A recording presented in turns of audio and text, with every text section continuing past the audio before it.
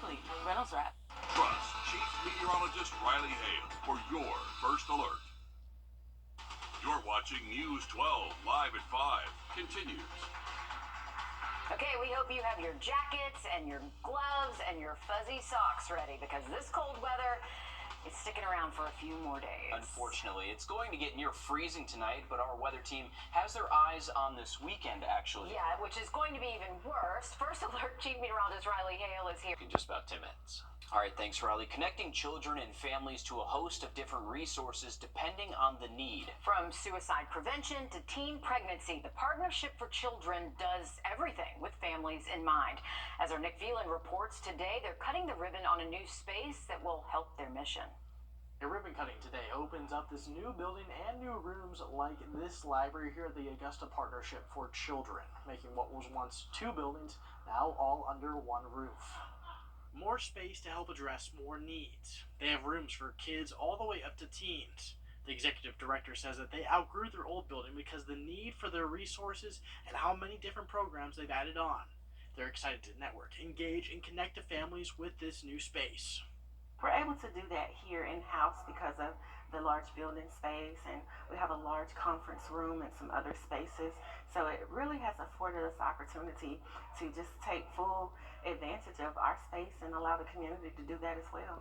And coming up all new on News 12 at 6 o'clock, I'll have more on this building and how it will make this nonprofit thrive moving forward. All right, thanks for that, Nick. District Attorney Jared Williams is reviewing the case of an Augusta man who died after an encounter with Richmond County deputies. The GBI confirms the DA's office had the case since March of last year. Now, this stems from an I-team investigation into an incident back on December 16th of 2022 in Augusta.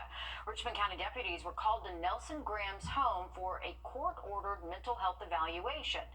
That's when deputies say he was not cooperating. After a stun gun was used on him, Graham was hospitalized and later died. Initially, the sheriff's office described Nelson as combative, but his family says Graham was a gentle giant and only passively resisted deputies. Graham's family previously told our I-team that they believe he'd be alive today if the sheriff's office had better mental health training. Well, this just in, live at 5, we're learning that 4 people are displaced after a fire this afternoon. This happened on Apache Drive in North Augusta. The Red Cross is currently helping those people with food, clothing, and shelter. No word yet on what caused the fire, but the Red Cross is reminding everybody to stay safe and aware when heating your home. A man seriously injured tonight after authorities say he was stabbed in the neck on Green Street. This happened around 12:30 today near the Salvation Army downtown. Deputies say they located and detained a potential suspect. A couple of staff members at the Salvation Army Center of Hope saw what was going on and helped save the victim's life by applying a tourniquet until first responders arrived on scene.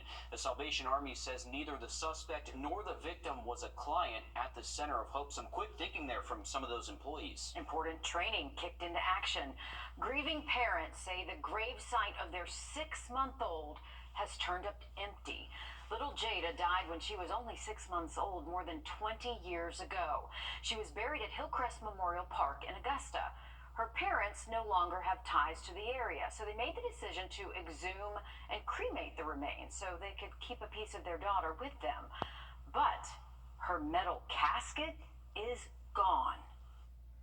I can't even describe the emotion I feel, as a young mother losing a young child and then trying to bring her closer to me for that closure 22 years later and then to go through this again.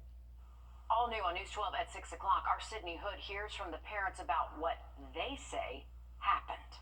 A 4th suspect is now in custody in connection to a deadly shooting in the Olmsted Homes area.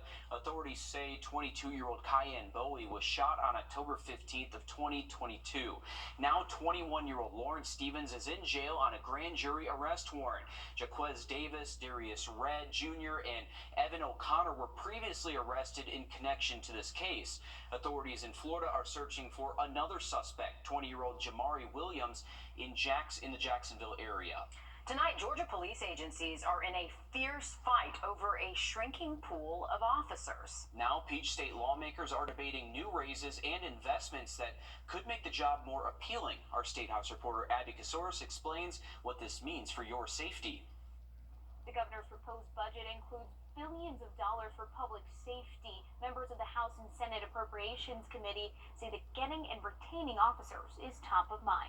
Well, people are concerned about crime and they want something done about it. Senator Ed Harbinson represents Columbus, where GBI Director Chris Hosey wants to put a new gang task force hub, identifying gang members and gang activity.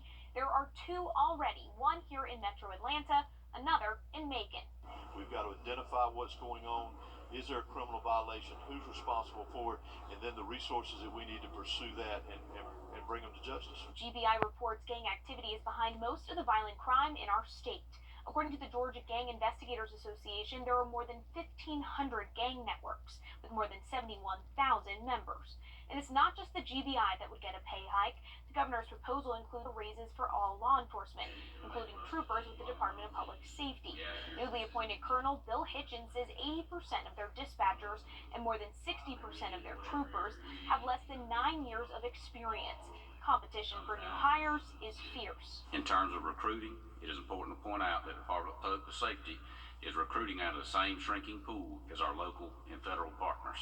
Raises would bump starting pay to just over $63,000 for troopers, dispatchers to $37,000.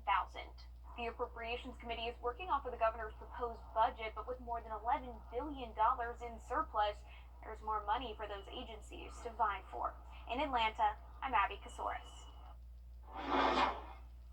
Thanks, Abby. Happening now live at 5, the city of Bamberg is holding an emergency meeting to declare an emergency. This comes just 9 days after a powerful EF2 tornado tore through the area, demolishing buildings and homes. Amazingly, nobody was injured or killed from the storm, but there is quite a bit of recovery ahead for the city. Declaring an emergency will clear up additional resources to help with that cleanup. Of course, we'll keep you updated as we learn more from this meeting.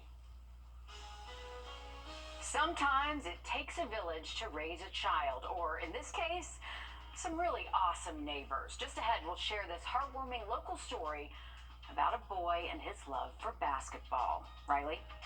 Well, we are going to stay above freezing tonight, but into the weekend, another Arctic blast of air arrives. Full forecast just after a quick break. Time very cold, so make sure you are bundling up. Once we get past the weekend, temperatures gradually warm up each day next week. Should be close to 70 by next Wednesday. All right, thanks, Riley. One Grovetown 8-year-old spends a lot of time shooting hoops in the cul-de-sac. And one neighbor got him a big gift. Will Volk shows us why. If you live on Ellington Court, you hear this bouncing ball all the time. He comes out here every chance he gets. For the last year and a half, Adiola Irahubi has watched her son Alexander spend hours out here. It doesn't matter if his goal had holes, he wants to shoot hoops. So I could be like my favorite basketball player, Steph Curry. But that's not the only reason. He always loved playing basketball with his dad. His dad died suddenly in the middle of the night 2 summers ago. Without him, it's been a whole different, I can't even put it into words, what we've had to deal with. Their neighbors didn't have to hear it, they saw it. They saw Alexander spending hours trying to get better at the sport his dad taught him. One neighbor posted on Facebook about a kid who spends so much time shooting hoops on an old broken goal. Can we help get him a new one? Means a lot. One day, a brand new goal showed up and Alexander started shooting hoops right away. The thing is, they don't know who got it. We've always known that we were surrounded by such amazing people, and this is just an example of it. What's a neighbor? Is it just someone you live next to? Or is it someone who will help you, not for likes or credit, but because it's the right thing to do? We're so grateful. We're so grateful. This family knows who their neighbors are. In Grovetown, Will Volk, on your side. I love that so much. The family says that goal is meant for the whole community to use. Just right now, of course, Alexander is getting the most use out of it. Now, we know how to protect ourselves, our car, our pets in the cold weather, but what about our smart devices? Jamie Tucker coming up. What cold weather can do to your smartphone and how to protect that expensive investment. First Alert Radar, powered by Jim Hudson Automotive Group. When you've been hurting lines. We all know that below freezing temperatures can damage our home's pipes and even prevent our cars from starting. But what about your smartphone? Yeah, our consumer tech reporter Jamie Tucker shows us how you can protect your phone from the cold.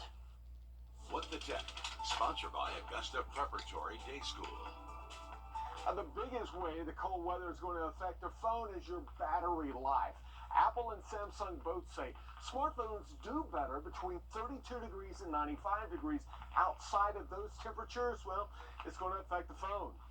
It'll be fine for a walk to the car or the house, but if you're out for very long, turn on low power mode. Your phone won't get immediate updates, and it may slow things down just a bit, but you probably won't notice. Make sure you have a good waterproof case to protect the phone in case it drops into snow or ice. Rather than fumbling with your phone, stick it in your pocket somewhere to keep it warm and invest in a pair of wraparound headphones. I suggest these from Anchor. They're the sound cord, and they have earbuds on a string, so if you get a call, you just put that earbud right in your ear, and don't forget, Hey Google and Siri will both read and send text messages hands-free. Even if the phone doesn't get soaked, the cold weather can build condensation inside the phone. If it's been out for very long, once you bring the phone back in the house, it's a good idea just to turn it off until the phone reaches room temperature. That'll keep those components from trying to fire up with moisture inside. And below freezing temperatures affect the glass on smartphones and watches. Extended time in the cold will make them more fragile. If your screen or back is already cracked, moisture is going to get inside and damage the components, potentially ruining it. Our smartphones and smartwatches cost maybe over $1,000, so it is worth the investment. Take a few minutes to protect those devices in the cold. That's What the Tech. I'm Jamie Tucker. Turning to North Carolina, some lucky athletes are celebrating a new partnership with the Carolina Panthers. The team just gifted Wake County schools $50,000 to officially launch a new girls flag football league. The Panthers and their mascot, Sir Pup, also showed off the brand new uniforms the girls get to wear. Many of the new flag football players saying it's a dream come true. Cool stuff, especially since we've got so many girls here in our area playing. Baseball season, it'll be here before Dan, going to be a fun coaching search to watch. We do have a beautiful sunset. Looking at our tower cams across the area, we are expecting a chance for some rain tonight. Having a look at the forecast just after the break. Click, click. All right, going back out to our Clarksville shot, a beautiful looking sunset over the lake right now. We do have some cloud cover moving in, and that is a sign of some clouds that could give way to some rainfall later tonight. If you're stepping out this evening, temps cooling off into the 40s right now. We could actually hit the 30s before midnight, but as this rain gets closer, our temperatures will actually increase a little bit as we head into the overnight hours. Not much rain with this, so if we do see rain, it looks like rain totals stay below 1/10 of an inch, so just a quick sprinkle expected before sunrise tomorrow morning. Tomorrow morning, not going to feel as cold. We'll actually stay in the 40s for overnight lows tonight, and then tomorrow afternoon, heading home from school, going to be a windy day with those high temps close to 50 degrees. We'll see those really cold temps move in for the weekend. Saturday and Sunday, we are expecting temps to be in the low 20s and potentially even hitting the teens by early Sunday. We'll continue to see those cold mornings through early next week, but by around Wednesday, Thursday next week, we do start to notice some big changes head our way. Our high temperatures for tomorrow, once again, close to 50, but by the weekend, high temps will stay close to 40 degrees, and then those feel-like temperatures will be much colder, most likely feeling below freezing most of the day Saturday. We are continuing first alerts for these cold temps over the next several nights, so we'll stick with those all the way through Monday morning, and then next week we're talking highs in the 70s. All right, thanks, Riley. Stick with us. We have more news, weather, and sports coming up after a short break on News 12 at 6 o'clock.